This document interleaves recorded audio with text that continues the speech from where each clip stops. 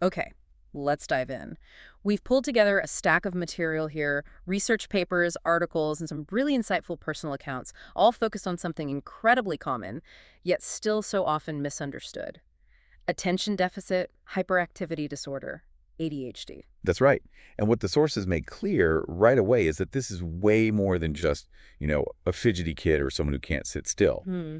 Our mission is to cut through the noise, extract the absolute core insights from this material, and give you a shortcut to really understanding what ADHD is, how it shows up, and, well, what makes a difference. Because it looks different for almost everyone, and if you or someone you know is impacted, getting a handle on the reality behind the label can be incredibly empowering. Absolutely. We're talking about symptoms, the brain science behind it, how diagnosis works, and importantly, building a practical toolbox for navigating daily life. All right, let's unpack this. First off, the fundamental question. What is ADHD, according to this material? So the sources consistently define it as a neurodevelopmental condition. Think of it as a difference in how the brain develops and functions, particularly in areas responsible for attention, impulse control, and regulating activity level. Okay. It's characterized by patterns of inattention and/or hyperactivity impulsivity that are significantly more pronounced and disruptive than what you typically see at a given age. So it's not just personality or a phase, it's neurological. Exactly. A crucial insight from the material is that this isn't a willpower issue. It's, rooted in the brain's structure and chemistry. Right. Our understanding has really evolved. It wasn't always viewed this way. Early on, terms like hyperkinetic impulse disorder were used. That shift reflects decades of research revealing these specific neurological differences. Interesting. And we see mentions that cultural perspectives on these behaviors can vary, sometimes impacting how readily ADHD is, well, recognized. And it doesn't present as just one thing, right? The sources Yes, break it down into different types. they do, yeah. Primarily based on which symptoms are, most dominant. There's the predominantly inattentive presentation, sometimes called ADHD PI, or just inattentive type. Okay. Here, the core challenges are with focus, organization, follow-through, and memory for details. What's a key insight here is that this type is often overlooked, especially in girls and adults, because it doesn't involve the obvious hyperactivity. Right. They might just seem quiet or dreamy. Exactly. Someone might just seem quiet, dreamy, or disorganized. It's easy to miss compared to, say, climbing on furniture. Definitely. Then you have the predominantly hyperactive-impulsive presentation. This is the one many people picture. Excessive fidgeting, difficulty sitting still, talking excessively, interrupting, acting without thinking. Uh-huh. The sources note this is more commonly diagnosed in younger children. And the most common presentation. That's the combined presentation, where someone meets the criteria for both significant inattention and hyperactivity impulsivity. Recognizing which pattern is predominant is important because, well, it helps tailor strategies and support to the individual's specific challenges. That makes perfect sense because the way these symptoms show up really changes depending on your age. It's not a static thing, is it? Not at all. What's fascinating across these sources is how ADHD is a bit of a shapeshifter throughout life. In young children, the hyperactivity and impulsivity are often the most visible signs. Mm. The constant motion, the difficulty waiting their turn, interrupting. Right, the classic image. Yeah. Inattention is present, but can be harder to distinguish from typical young child behavior sometimes. But that restlessness might internalize later. Often, yes. In the teenage years, outward hyperactivity might decrease, but that internal restlessness can persist. The attention and impulsivity challenges continue, often hitting hard when academics or organizational demands ramp up. Oh, I bet, like projects and deadlines. Exactly. Thinking struggles with long-term projects, time management, homework, and maybe increased risk-taking. And for adults, this is where the sources really offer some profound insights, I thought. They absolutely do. In adults, you might not see someone bouncing off the walls, but the core inattention and impulsivity are still very much there, impacting work, relationships, and the navigation of everyday tasks like paying bills or keeping appointments. So it can look really different. Very different. And one major insight here is how many adults struggle undiagnosed because they've developed often exhausting coping mechanisms over the years that kind of mask the underlying issues. This raises an important question, and the sources really emphasize this. How many people, especially women, are living with undiagnosed ADHD? It's a huge point. The material highlights that women and girls are historically underdiagnosed because they are more likely to present with internalized symptoms, the daydreaming, the anxiety, the feeling of being overwhelmed by disorganization, rather than outward disruption. So they might get diagnosed with something else entirely. Frequently. Misdiagnosed with just anxiety or depression, completely missing the ADHD picture. Think of the cumulative cost of struggling for years without understanding why. Wow. And it's rare for ADHD to travel alone, isn't it? The sources talk a lot about co-occurring conditions. That's right. ADHD rarely occurs in isolation.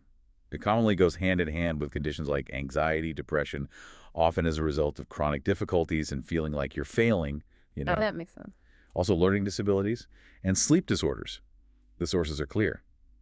Addressing these co-occurring conditions is just as vital as managing the core ADHD symptoms. They need targeted treatment, too. So the impact isn't just about focus, it's systemic, affecting almost every area of life. It really can be. School or work performance can be significantly impacted by difficulties with concentration, organization, follow-through.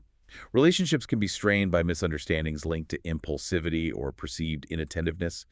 Even managing things like household chores or personal finances can feel overwhelming due to challenges with planning and execution. But this material isn't all about the challenges, is it? It also points to some powerful strengths often seen in people with ADHD. Yes, and this is a crucial part of the picture often missed. Many people with ADHD possess incredible creativity, boundless curiosity, the ability to think outside the box, boldness, intuition, and a remarkable resilience forged by navigating a world that isn't always built for their brain type. That's such an important point. Focusing solely on the deficits misses the full human experience captured in these sources. Okay, let's shift gears slightly and get into the science. What did the sources tell us about what actually causes ADHD? Let's unpack this. The overwhelming message is that it's complex, there's no single cause, but rather a combination of interacting factors. Genetics play a significant role.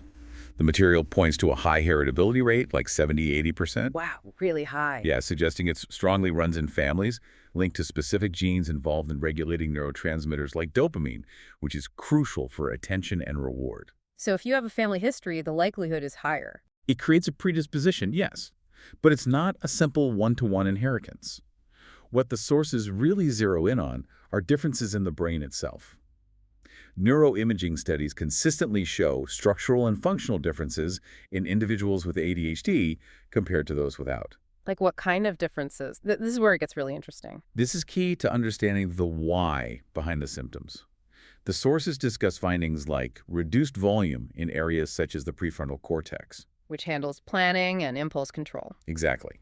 And the basal ganglia, involved in regulating movement and reward, and the cerebellum, important for coordination and timing. They also show altered activity in those dopaminergic pathways we mentioned. The fundamental insight here is that these aren't minor crooks. These are differences in brain regions that are the very seat of executive functions. Those mental skills that help you organize, prioritize, manage time, and control impulses and emotions. So when someone struggles with starting a task or managing their calendar, it's literally because the parts of their brain responsible for that function are working differently. Exactly. It's a neurological difference, not a moral failing or a choice to be disorganized. Understanding this is foundational to reducing stigma. What about environmental factors? Can external things play a role? Yes. The sources list several risk factors that can interact with genetic vulnerability, though they typically aren't considered standalone causes. These include things like prenatal exposures, maternal smoking, alcohol, or significant stress during pregnancy. Okay. Also premature birth, low birth weight, exposure to lead or certain toxins in early childhood, and early childhood adversity. It's the complex interplay that matters. And speaking of what causes ADHD, the sources dedicate time to absolutely dismantling common myths, which is so needed. They do, and thank goodness, because these myths fuel so much stigma. The sources are unequivocal in debunking them. ADHD is caused by poor parenting. Fact. Parenting strategies are crucial for management and support, but they don't cause the condition. Right, that's a big one. Myth. Eating too much sugar causes it. Fact. While sugar can impact energy levels, there's no conclusive evidence it causes ADHD. Myth. It's just from kids spending too much time on screens. Fact. Excessive screen time can worsen symptoms and attention difficulties for anyone, sure, but it's not the underlying cause of ADHD. Got it. And the big one. Myth. ADHD isn't real, it's just an excuse for bad behavior. Fact. It is a widely recognized, well-documented neurodevelopmental disorder supported by decades of scientific research. So truly understanding the causes and what isn't a cause is essential for both individuals and society to move past blame and toward support. Okay, let's talk about getting that diagnosis. The sources highlight that this can be a really complex but vital step for individuals. It truly is, and the material stresses it's not a simple process. There's no single blood test or scan, I know. Diagnosis requires a comprehensive evaluation by experienced professionals, think psychiatrists, psychologists, or pediatricians who specialize in neurodevelopmental conditions. What does that evaluation involve? What does it look like? It's multifaceted. It typically includes in-depth clinical interviews to get a detailed history, childhood development, family history, challenges in school, work, relationships. Behavioral rating scales are crucial. Those questionnaires. Exactly. Questionnaires filled out by people who see the individual in different settings, like parents, teachers, or partners, providing observations on specific symptoms.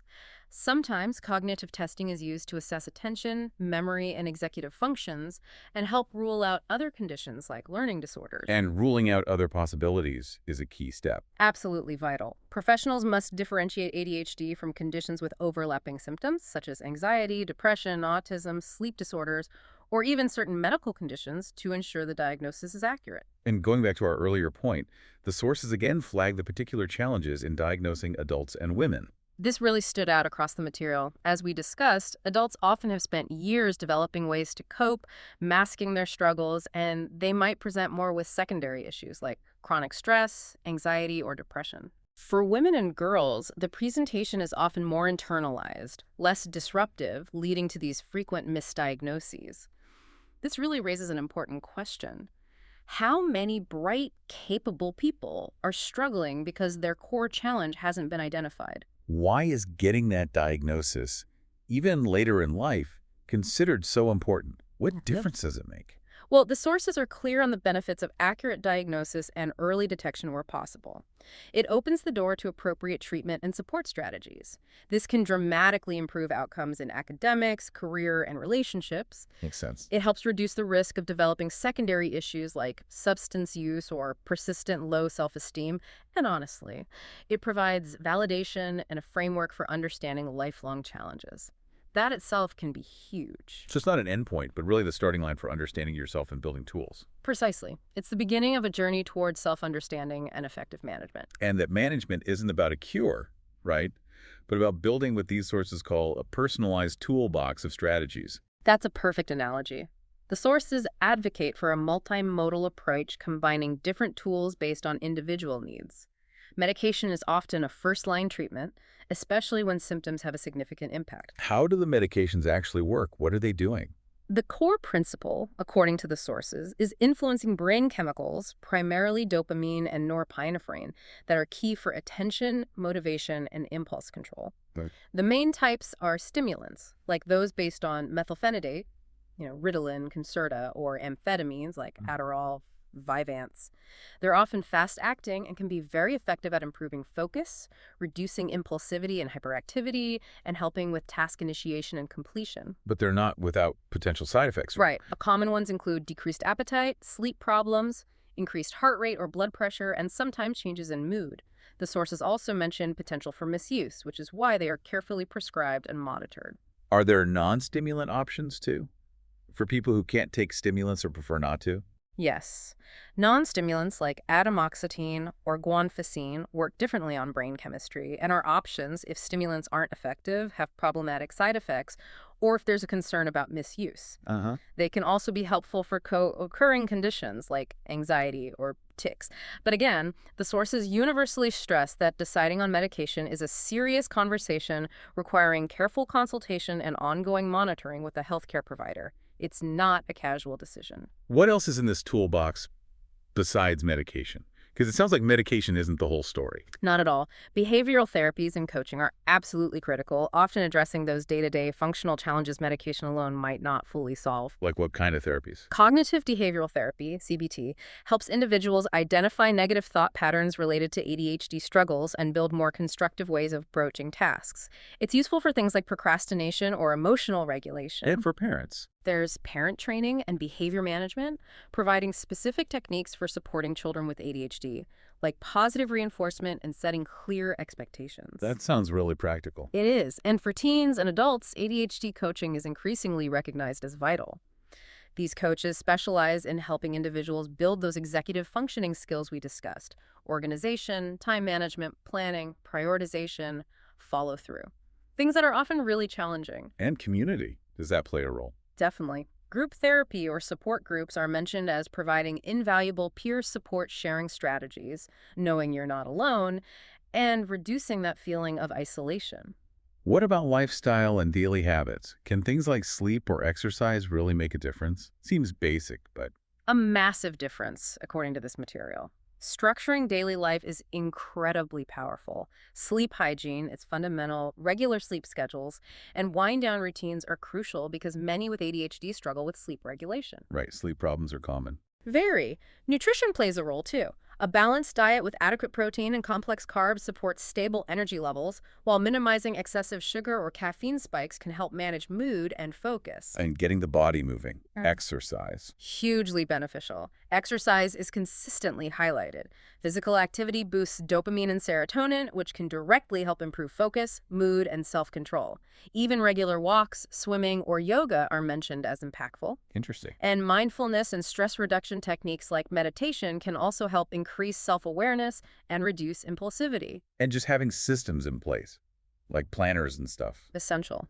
Structured routines and planning tools, whether it's using calendars, reminders, visual schedules, or apps, provide external structure that compensates for internal organizational challenges, reducing overwhelm. And for students, in the school setting. Educational support and accommodations are absolutely critical. In places like the U.S., ADHD is recognized under disability laws, allowing for formal support plans. What kind of accommodations are we talking about? Things like preferential seating to minimize distractions, extended time on tests, breaking down large assignments into smaller chunks, scheduled movement breaks, providing instructions both verbally and in writing. Okay, practical stuff. And utilizing assistive technology like timers or voice-to-text software. In the U.S., 504 plans and IEPs are formal frameworks to ensure these specific strategies and resources are provided. Teacher education on ADHD and neurodiversity is also mentioned as vital for fostering understanding and empathy in schools. The overall takeaway seems to be that there's no magic bullet, but a combination of tools tailored to the individual, often involving collaboration between the person, family, educators, and healthcare providers. It's a team effort. Exactly. It's about building a personalized toolkit that evolves over time, not one size fits all. That leads perfectly into the importance of support from the people around someone with ADHD. It's less about fixing them and more about understanding and creating environments where they can thrive. Yeah, that's a core insight. Absolutely. The sources offer practical tips for different support networks. For parents and family, it's about educating yourself, recognizing and focusing on strengths, establishing clear and consistent routines, using positive reinforcement, and practicing immense patience. Patience seems key. It really is. A key message here is that forgetfulness or disorganization is often a symptom, not a personal slight. It's not intentional. For friends and partners, how can they help? Empathy is huge. Understand that difficulty with time or follow-through isn't necessarily disrespect. Offer support by helping break down tasks if needed, celebrate their wins, and try to replace frustration with curiosity about what might be getting in the way. Ask questions instead of accusing. And for teachers and colleagues, in school or work. Make reasonable accommodations. Provide structure and clear expectations. Recognize that movement might be necessary for focus for some people. Give feedback promptly and specifically. The sources suggest that flexibility and understanding go a long way. And a huge part of effective support is communication, how we talk about things. This seems like where misunderstandings can really escalate, right? Absolutely. The sources provide crucial communication tips for building empathy. Use clear, direct, and concise language. Avoid vague requests like, just try harder or be more organized. That's just not helpful. So be specific instead. Exactly. Offer specific, actionable suggestions. Could you set a timer for 15 minutes to work on the first paragraph? Active listening is important, maybe even repeating back instructions to confirm understanding due to working memory challenges. And replacing judgment with curiosity. You mentioned that before. Critically important. Instead of, why didn't you do this? Try, what got in the way here. Understand that the person with ADHD often feels immense guilt and self-doubt about their struggles. They're probably already beating themselves up. Good point. Patience with repetition is often needed. Using visual aids, shared calendars, or gentle reminders can be far more effective than nagging. Validating their experience sounds like a cornerstone of this. Saying, I get that this is hard, instead of just focus. It really is. Telling someone who struggles with executive function to just try harder is like telling someone with a broken leg to just walk normally. It doesn't work, and it's invalidating. Understanding that the effort is often there, but the brain's function is different, is profoundly validating and enables healing. And creating truly inclusive environments. What does that look like? This means designing spaces where people aren't constantly trying to mask their ADHD traits to fit in. At home, it might involve designated calm zones or flexibility in routines, less rigid structure maybe. Okay. In schools, it means staff training on neurodiversity and ensuring accommodations are actually implemented consistently. Yeah. In the workplace, promoting neurodiversity awareness, offering flexible work arrangements where possible, and focusing on outcomes rather than rigid adherence to one specific method can unlock potential. So the focus shifts. Yeah. Supporting isn't about fixing the person. It's about believing in their capabilities and adapting the environment to allow them to shine. It sounds like the path to living successfully with ADHD is less about conquering a deficit and more about embracing a different way of operating, leveraging strengths, and using smart strategies. That's exactly the message woven throughout these sources. People with ADHD can and do lead incredibly productive, fulfilling lives. It's about understanding your unique brain wiring and building strategies that work for you, not trying to force yourself into a mold that doesn't fit. What are some practical strategies the sources recommend for navigating daily life, maybe for school or work? There are tons, often broken down by setting. For school or work, strategies include breaking down large tasks into smaller, manageable steps makes things less overwhelming. Using timers for focused work sprints, like the Pomodoro method. Oh yeah, I've heard of that. Minimizing distractions, noise-canceling headphones, a tidy workspace, whatever works. Using visual planners or project management apps, and crucially, prioritizing just a few key tasks each day instead of a massive list. Knowing when and how to ask for accommodations is also key. Self-advocacy. And for home life, where routines can be maybe less structured. Consistency is king, even at home. Establishing predictable routines for things like meals, getting ready in the morning, and bedtime reduces decision fatigue. Creating designated zones for things like keys, mail, or projects helps reduce clutter and that frantic searching time. The where did I put my keys? Dance. Exactly. Visual organizers, like whiteboards for to-do lists or clear bins for storage, are often more effective than abstract systems hidden away in drawers. And importantly, celebrating small wins to maintain motivation. Don't just focus on what didn't get done. The power of routine is consistently emphasized. It creates an automatic flow that bypasses the executive function challenges of initiation and planning. Building routines involves starting small, linking new habits to existing ones, using visual cues, and automating decisions where possible. An organization that feels like a universal struggle often associated with ADHD. Any tips there? It is, but the insight from the sources is that organizational systems need to be simple, accessible, and visually clear. The key is finding a system that resonates with your brain and that you can realistically maintain, rather than adopting some complex system that looks great but quickly falls apart. Personalization is key. And weaving self-care and mental health support into all of this is vital, you mentioned. Crucially, ADHD impacts mood, motivation, and self-esteem.